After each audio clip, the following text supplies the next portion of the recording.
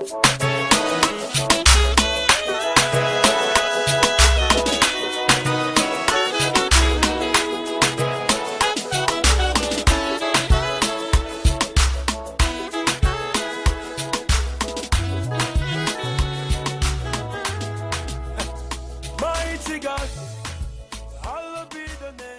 yebazibwe abatulaba amanya n'eddoboozi nze Mugabi Elijah nga nsinzidde wano ku Alpha and Omega Victory Church Mbalala Nakapinyi Mukono. Bulijjo mubadde mumbuuza ebibuuzo byammwe naye nga munoonya ayinza okubibaddamu.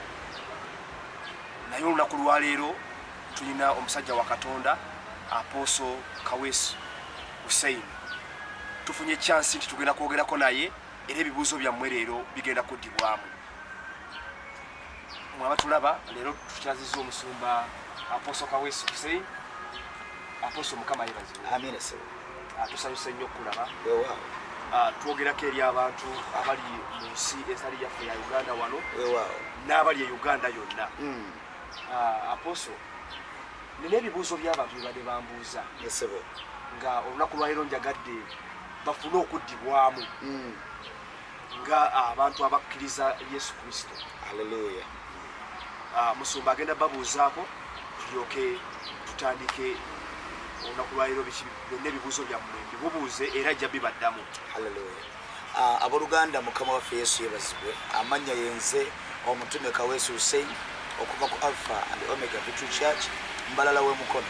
Nsanyusa okubalaba ago ge mannya gange. Sebo ndowooza neeyanjudde. Neeyanjudde. Ekyo. Musumba. Sebo. Waloko wakati mbadde nina ekibuuzo mu mutima gwange. Sebo. Nkulaba ebintu by'okola bulijjo abantu balaba ebintu by'okola era nga beebuuza omusajja oyo ebintu bino abikola kusinziira ku ki. Musumba leero kwe kujja gy'oli nga njagala nkubuuze gwe akola ebintu abantu bye batategeera kwegamba ebyewuunyisa abantu. Twagala tumanyerere ensibuko yo ewawuwo omanye omuti nagwo gubaako n'emirandira. Twagala kumanya Musumba walokoka ddi? Olina kibuuzo ky'osoose okubuuza. Oŋŋambye nti tulaba by'okola bifo nga sinnaba kwogera gye nalokokera. Bw'ombuuzizza nti byenkola omuntu bwagamba nti by'okola asobola okuba nga agamba either gy'obbira gy'oli, you know. So I'm sorry but nteekeddwa okubuuza, you know, nsobole okutegeera gw'obadde otegeeza kiriwa. Kakati Musumba, abantu abatulaba n'abatuwulira ssaawa zino nange kamwa koogera ngenze ndaba ebintu by'okola ku kyakiyo, engeri gy'okwatamu obuweereza ng'oli mwegendereza nnyo, engeri gy'osumbamu abantu, engeri gy'oyagalamu abantu ku kkanisayo nga eneewuunyisa okusinziira ku basumba abalala. Nenjagala mmanye ogwo omutima era ekyo ky'okola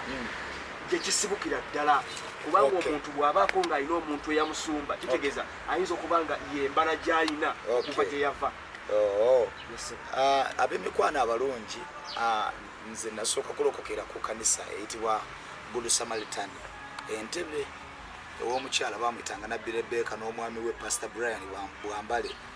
Naye ndowooza yali 2020 awo omwezi nga gwa munaana gwa mwenda nenfunamu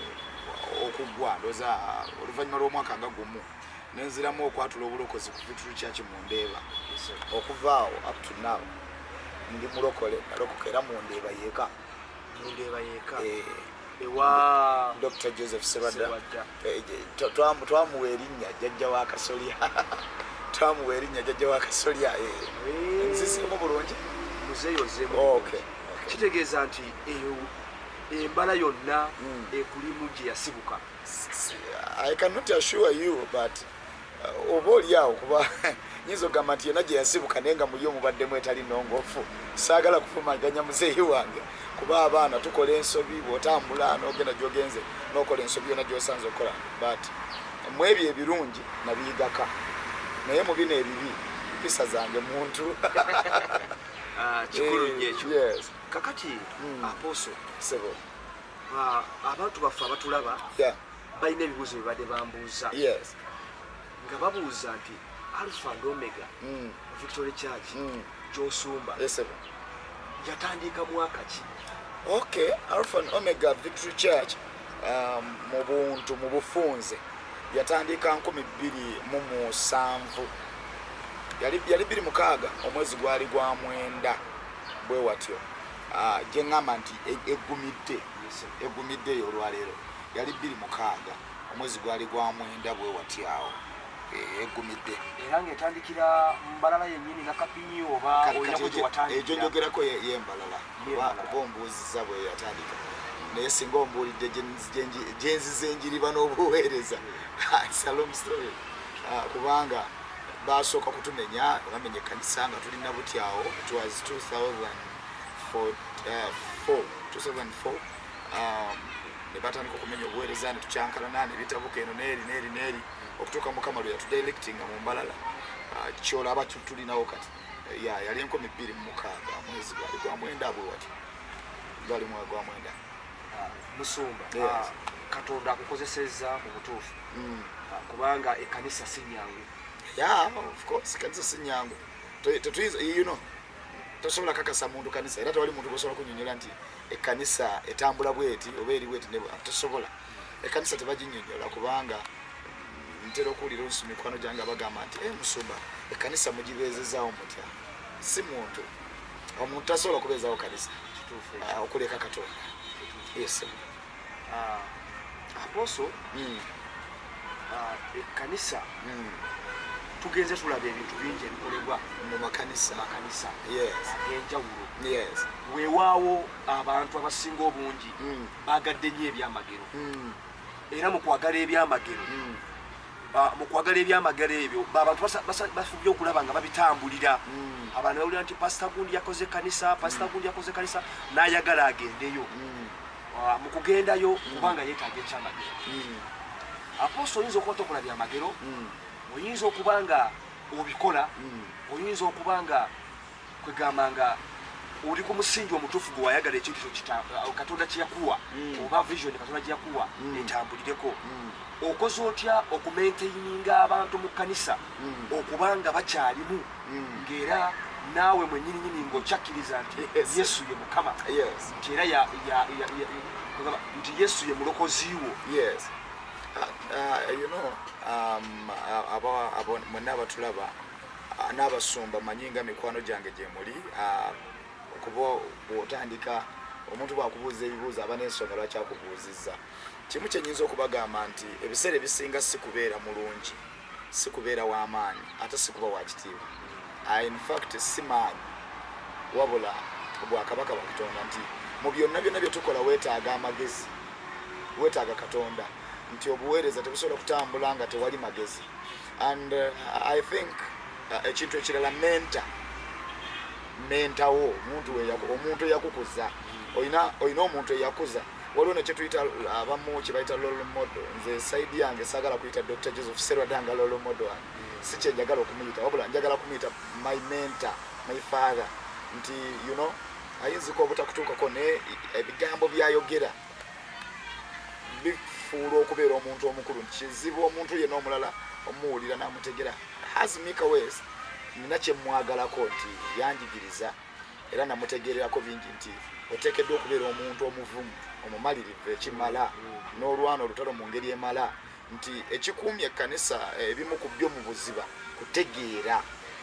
kutegeera watayamu kiki kyendi kiki kye nakulirawa nayigirawa ndokose ntya mbaddewo ntya buno obulamu obwo obulokole mbufuze ntya. I think kyekimu ku bintu ebiyambye ekkanisa okuba nga ekyaliwo kubanga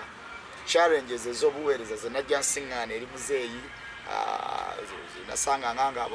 bino bitawanyiza boogedde kino boogedde kiri zanfuula okubeera strong nti bakimwogereko naye asigala ali free n'enkya n'akola ekintu ekimu ekituusa neekusa nti omulabe we ng'ategere nti oyo omulabe ate asembeza musembeze kyantwalira tayimu nnene okumanya nti oteekeddwa omuntu okufuga omuntu ow'omunda kubanga omulimu gw'okola si gugwo osobola okutambuza omulimu gwa Kristo ogutambule oba oli awo yinza okuba nga nnyonyodde bulungi ke kagambo kano kokake nandyagadde ndoza mu kibuuzo ekyo mbuulire basumba bannange basumba bannange mwenna si kubeera nti oli mulungi si kuba nti oli mugagga si kuba nti oli wakitiibwa ekintu kiri wantu wamu wokka mukwano gwange omutima gwo gwoweereza omumanyi kubanga muffe ffenna tuweereza Katonda atya omu amiina tuweereza Katonda omu naye ekyakatonda omu tusooke tukiwumuze wabbali naye amazima gennyini gwoweereza omumanyi obuweereza aba Katonda tewaliwo omusumba alina buweereza nga bubwe obuweereza si bwa mwana wange ntegedde muganda wange Mr. Elijah lyerinnya Mugabi Elijah wow nange ndifunye Mugabi Elijah okuba omusumba si bugagga mutima ebintu byonna ebirungi mu bulamu bw'obuweereza buno bigoberera bugoberezi sisobola kukakasa nti omuntu magezi ge gakola kino wabula Katonda naye akantu kati tukalekaayo akamenta gwe wayigirako bw'aba yali muyombi olina kuyomba gwe wayigirako bw'aba yali mulwanyi olina kola ki kulwana sebo nzizeemu bwe ntyo nyinziza kukola bwe ntyo sebo kakati Apostle esebo ekitegeeza nti abantu bonna kwegamba n'abatulaba oba kati nganze Elijah bwe mbanga Apostle ye musumba wange tomanya mu maaso eyo oba Katonda nzikiriza okuba omusumba oba nzikiriza okuba ojja kubeera nyina kubanga omuntu ansumbye kwegamba ekyo nyina omusingi ogwo gwabampadde oba ekyo ekintu kyabaali ngezako kujja kiri ekintu kya menta nti oyo omuntu aba yakukuza oba yakuzimba okuba ekintu ekyo kyoli kitegeeza ebiseera ebisinga obungi abantu twesuulira gwa naggamba netwerabira nti tulina abaatukuza netukoppa empisa ez'ebbali netuva ku kino ekibaatuwa abaatukuza kakitegeeza nti n'abatulaba abali eyo balina atlesi ku bintu bazadde baabwe bye baabawa balina okubaako ne byebakola ki ne byebajjayoko ne batuula wansi n'atuula mulaga naye mutuufu kino kyenkola maama wange bwati bwe yali akikola taata wange bwati bwe yali akikola ekyo kituwa okuyiga ngezako kunyonyola bano abantu abatulaba nti tubeeko n'obuntu obwo butubeerenga mu mutima kubanga kyo kiyize nnyo era nkitegedde okuva gy'oli kati abatulaba mufube okulaba nga ebintu bazadde bammwe oba abasumba babasumba nga mubituula wansi ne mubikuŋŋaanya n'olaba ku kyokola n'okigiraageranya n'ekyo kyokola ssaawa eyo Elijah awo wennyini w'obadde otuuse kanywezeewo nsaba kunywezaawo kato nti siri nnyo omuntu wa luzungu naye n'akantu ke nayiga bakayita to grow without growth up okukula nga toyina mukuza okategedde kisobola okufuula omuntu ali ebibye ng'enjogera yakati wegana omuntu ali arrogant akola byasanza nga ye omuntu ebimusanyusa omutima gwe nti olw'okubanga tulina abaatukuza kyekitufuula okuba ab'enjawulo bayibuli egamba nti omwana omusirusiru avumaganya nnyina okategedde ngero omusirusiru avumaganya nnyina ekintu kyokka ekyo kyowulira ekitono nti omusirusiru avumaganya nnyina kituufu maama asobola okubeera omugezi oba omusiru si kubanga ye musiru naye omwana akoze ekyobusiru era ogenda okulya nti mwana alinga kitaawe alinga nnyina mwana yafaanana nnyina tewe yakuzibwa ayinzika okubanga n'okuzibwa yakuzibwa naye ate ye bwe yafuluma n'adda mu kukola bibye n'atandika kwonoona oba okitegedde nti kyekintu kyokka kyetujja eri netukula nakyo osobola okulira mu maka nga abantu bampisa ndi bulijjo tubyogerako nti omwana gundi yakoze bubi abaana naye oluusi aba tebabakoza bwati aba yababuulira omwana omugezi akeerako ki n'ebintu ebirala ebyenjawulo bwe biti naye bw'ofuluma n'osanga ebirala ebweru ebikufuula obwenjawulo kati ndi sorry bino biri ku social media bwe mba ndaba nti kuba toyinza kubanga wavuddeyo nejjira bwereere bino byakuteeka ku social media naye nze nsisinkanye emikwano bangi besijja kumenyera nti gundi eriwo n'abaali bazzeeko baleete sente tuzimbe obuweereza bwonna manya nti tuzimbe ekkanisa tukuwe sente tufune moroko ovuge ebiki ebintu ebigwa mu katagole eyo victory ekuyambye kiki bakuwaddeeyo ebintu bifaanaganako bwe bityo naye kanisa ebeere wansi w'omusingi gwaffe oguliwa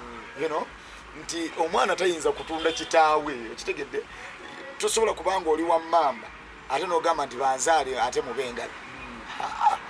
ekika kiba kika ewaka waba waka taata ne bwaba nga anywa omwenge n'agwa ku kkubo aba kitaawo kyonna kyali kyoba olina otegedde bulungi kakati ne bwe tugamba nti gundi tanzaala gwe bigambo bibigamba takuzaala but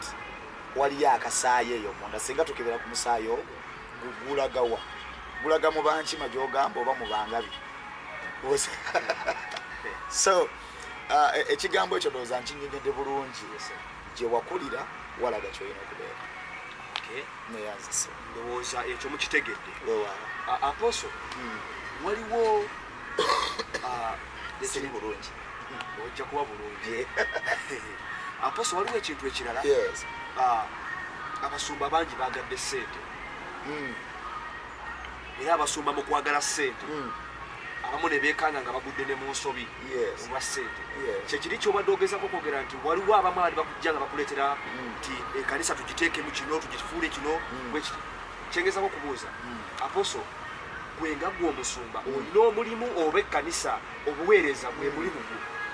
era obeezaawo otya famire yo n'oba nga n'obuweereza osobola obubalansinga okubeera nga bukyayimiridde mwami Elijah I'm sorry but yes nange ndi muntu sente mba nzaagala era bwe bazimpa zirya naye ate waliwo zendya nga mmaze kakasa ezo tizigenda kundakira ekyamazima essente nzaagala era kyekimu ku bintu ebizimba obuweereza naye tezisobola ate kunfuula ate musiru ngenda ate njagala essente ate obuweereza mbulekewo mwami Elijah ekyamazima obuweereza mbusinze mbukuumye abadde Kristo era yanyambyeko ekintu okubeera nga kiryoke n'ekintu ekirala nti nga bwombuuza nti famire yange ndowooza bwombuuziza bwoti nti famire gibeezaawo ntya n'obuweereza nembeezaawo ntya nina omulimu nkola oba anyway nsonyiwa okugamba simanyi abantu bannamawulire oba lwaki akagambo ako katuukirako nnyo naye kankwogereko nti Katonda talina kintu kyeyategeka nga tasobola kirabirira tasobola kuyita n'atakulabirira okitegedde nti twagala bwagazi sipiidi Katonda bwakuyita akulabirira okategedde akati kangereze wano olwaleero ze gyendi ombuuziza ebibuuzo bino byonna byombuuza simanyi asasula agenda kusasula naye gumanyi bwokola ekintu kyo kati mu bintu bino ebyobuweereza nga nsomba okuddako emabega tono sirina mulimu gwe nkola nti guli wali ogumu gwega nti gundi alina woofiisi y'omulimu gumu guli otegedde naye bitonotono era ebiyingiza akasente mba nabyo bitonotono mu mulembe guno mwe tuli omulembe guli modern ebintu buli kimu kitambulira ku sipiidi yayiri otegedde okubeerako ne woosikako akati nti ekaba kaze mbanga sirimbye era sisobola kusula njala kubanga bwetutunuulira kyaki ng'ogambye nti mbeere ku kyaki yokka tosobola kulya na kunywa ate kyaki eringa mwana buli dakiika eba eyagalamu ekyokulya kyakwambala n'ebirala oteekeddwa okubeera ng'olina wojja era olina emikwano abalina nga abalina okwagala kw'obuweereza ne bateeka mu buweereza bwe neweerabirira oba wabayo abantu nga bo omutima gwabwe gwakwagala minisitule kutambula binajja n'ateekamu ati ndabawala bange abamu ng'abali e Jordan, Oman n'ebifo ebirala mu mawanga ago abatonotono 4-5-10 bafaayo waba afunyeyo zaafunye bagamba omusumba wange kanteekeko tulabike nga minisitule etambula like tulina enkuŋŋaana ntera okuba n'enkuŋŋaana n'olukuŋŋaana mu mwezi gw'10 buli mwezi gwa 10 mu mwaka baluyita go the next level by force genda ku ddala eddala ku mpaka omuntu oteekeddwa kanjogera ekigambo kyona omwami mpulira abala bamuyita mulenzi ze kamuyita musajja kwona omwami agamba nti twebeereremu you know ngaye bwayogera nti otekedde okubeereramu n'obeera nga mwoli n'ofuna ebikwogerako mu buntu ebintu bino olukuŋŋaana olwo lubawo buli gwa 10 abaana basitula sente zaabwe ne baluteekamu kati bwe muŋŋamba nti nja kuluteekamu nga nze ku zange I cannot kubanga luli lunene maanyi oteekeddwa okubaako n'omuntu akuyambako bw'obanga tonnamufuna oteekeddwa okusaba omuntu oyo ajje oba okitegedde oteekeddwa okusaba omuntu oyo ajje byebigambo ebyo mukwana ekitegeeza waliwo abaana abali kubanga nakiwulirako nti era nakyo njagadde nkikubuulize ddala olunaku lwaleero kubanga ngenza okwekanga nga ndaba mu butuufu wanzigiridde kubanga abaana bangi bempulidde abadde abaweereza ku kanisa wano naye nga abasinga obungi mbadde ntera okuyita nga mpitayitawo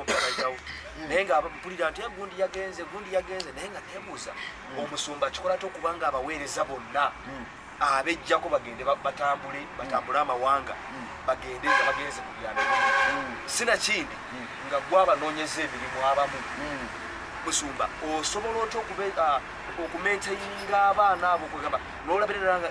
n'osigaza ekiwundu kiranga omuntu okubanga yeetaaga eddagala naye n'alaba neiba ng'alina ekirwadde kyekimu nekiki ye n'akwata eriri lyabadde alina ye n'asigala nga ekibundu kyo kifeenya kati musumba kyengezako kubuuza bw'okikola otya okuleka abaana bano bagende bakole mu mawanga era n'obalirizi nga batambule bwe n'osigala nga obuweereza mu butuufu tofuddeeyo nti oba busigirasigala butyawo oba ekifo kino omuntu abadde liida wa department bweti agenze naye kati n'osigala ng'okirese bwotyo okikola otya musumba mwami Elijah neyanziza olw'ekibuuzo ekyo bayibuli egamba naawanga omukisa emirimu gy'engalo zo ekyo kimu bayibuli egamba nti mu lubereberye essula y'ekumi n'ebbiri mukama n'agamba Ibulayimu nti Genesis chapter 12 mukama n'agamba Ibulayimu nti va mu nsi yanyu era awali ekika kyo ogende era eri ennyumba ya kitaawo ogende mu nsi gye ndikulaga nange ndikufuulira eyo eggwanga eddene ekyo kankiwummuze abaana bagenda kulaba Katonda kyayagala kubakolera ekyokubiri mu kyaki ndi musajja muweereza wa Mukama naye muga Katonda ali waggulu sirinayo muntu gwe nnanga mulinako lisiiti nga namusuubula ontegere era gwe nyinza okuyombera nenga nti yo lwaki agenda ndiga ne interpreter wange kennyini my interpreter mwanyinaze sister Lilian manyi bino ajja kubiraba yandi ku lusegere nnyo ne natuuka time ne mmuta agenda akole kubanga ffena kye twagala tutaka good life abantu bajja mu kyaki kusaba Katonda abawe emirembe kati bw'afuna waayita agenda afuna emirembe egyo kati lwaki mukugira sisobola kubasasula sente ze baagala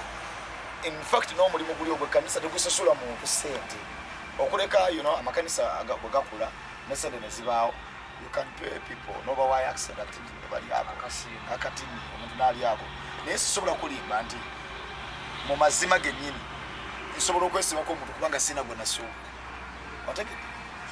abaana abaleka ne bagenda ne bakola ekyo nkiwulidde abantu bangi bazze bakyogera nti musumba asiibudde abaana aba praise and worship team bonna n'abagobera mu mawanga bagende bakolere eyo abanga abejjiko obwejja nedda akagambo kali kankakomereze waliwo kye tuyita foundation muzeeyi waffe yatuyigiriza nti tuteekeddwa okukola era tukola okategedde naye kati kano kenjagala okuggirawo abaana ekibatwala ebweru okugenda okukola omulimu guno gwe tulina wano ne gye balaze baweereza ku mulimu guno ogw'ekkanisa guno bo bennyini nga bwe bagenda bakole bamanyi ng'ekkanisa yaabwe yeetaaga okubeerako n'omuntu ajemba tetulina muzungu abantu abamu bamanyi nti abazungu bebalabira ekkanisa nze abaana bange be bazungu okategedde abaana bali be bazungu ate sibatwalayo lwakubanga kyentunuulidde era omwana ne bwagenda n'ataweereza tekinnuma muno omulundi n'ogumu naye ekisinga obulungi afunye ekintu kye tuyita good life afunye obulamu obwo obweyagaza asanyusa alina kyalina mu ngalo ze ewaabwe basanyufu omukuumira wansiwuuke yeetaaga ebizibu yeetaaga kiri nga tojja kukimuwa in fact n'ekyo kanyambeko ku basumba mikwano gyange era abampuliza ombuuziza bulungi basumba bannange abaana be tusumba bebamu ku bantu abasobola okuwanirira ministry. That is number one. Number two, abaana betusumba tetubasuubulangako. Omwana yafa gyava ewaabwe gye bamuzaala najja ku kanisa wooli mubeere nga muweereza mwembi amazima gennyini ne mukkirizaganya oba nakkiriza nayimirira mu buweereza tayimu bwetuuka ng'ayina gy'alabye emirembe. Let him go. Leka genda nonya obulamu, leka genda yeeyagale, leka genda alabe emirembe, kubanga naawe leero kiyinza obutakukolera naye ate enkyasobola okutwala omwana wo, enkyasobola okuzimba, you know. So mwami Elijah, I think nnyonnyodde bulungi ya amagezi awo gakomye ku ekyo. Okay. Yes, sir. Kakati Musumba, ekitegeeza gwe muli mu mutima gwo nze bwe nkifunye enganzi nkifunidde ddala nti n'omutima ogw'ekizadde mweguli era omwana bw'abazza omusumba abanga muwalaawo abanga mutabani kubanga omusumba munnaye okufunira omwana omuli abamu akuteekayo naye ng'akugamba akasente kange oba akasente bwe kati kalina akasooka kujja wange nga bwe mpulira kampuni ezimu abaana emirimu nze sijja kuyingira kuba ezo sibiri naye kampuni ezimu nti osooka kumala kusasula sente bwezi naye gwe sikiwuliddeko nti okyogera nti omwana newemba mu CDC kitegeeza ogwo omutima guba gwakizadde. Mwami Elijah, yes, ng'omusumba oteekeddwa kubeera muzadde. Omusumba yenna mu nsi yonna alina kubeera muzadde kubanga ffe bamenta abaana babatuwange ewaabwe babakuza mu ngeri gitulaba nga temuyisaawo ate n'omubuulira n'omukuza. Kino ekyogamba nti abaana mbasindika ebweru mbadde simiininga nti nina kampuni. Nedda sirina kampuni wabula nina mikwano gyange aba companies era abaana bajja gyendi mwetikkanga nze